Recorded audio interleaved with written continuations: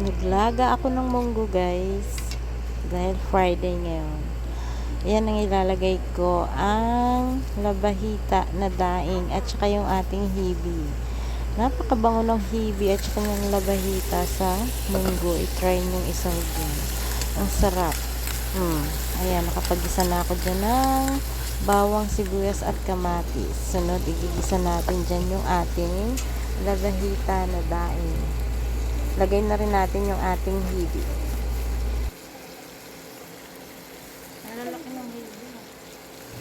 Ang sarap ng hibi sa munggo. At saka ang bango-bango niya. Ang sarap din niya ang daing na labahita. Marami ako nilagay na kamatis. Masarap, marami kamatis. Kung gagamitin nyo yung daing na labahita, banlawan nyo muna siya. Ako binabanlawan ko muna kasi medyo maalat siya. At saka hindi ko na tinimplahan niya ng asin. Sakto na yung timpla niya dun sa alat ng ating daing. Ayan, ginisa ko lang mabuti yan. Ating daing at yung ating hibi. Ang bango na niya. Naku, kahit ito pa lang ay ulam na. Ang kulit ng kawali kong ginamit. Umiikot. Lagyan na natin itong ating munggong pinalam. Sarap!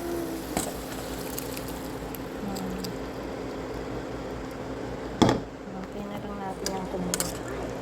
Nagtagan natin ng sabaw.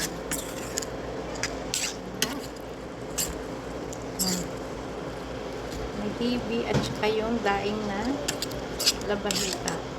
Ang aking nilagay. At na. Lagyan natin ng tubig. Sarap. Munggo Friday. Meron tayong malunggay. Check natin. At ito'y kumukulo na.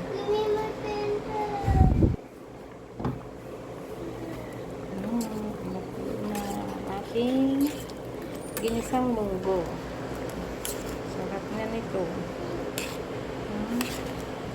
Lagyan na natin yung ating malunggay. Ayan na naman si Bonchoy.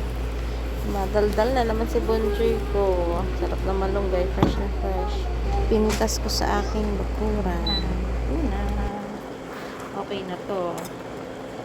Sandok na. Sandok na tayo. Sandok na. Luto na ang ulam. Ginisang munggo. Okay na. Tara. Sandok na. Okay na to.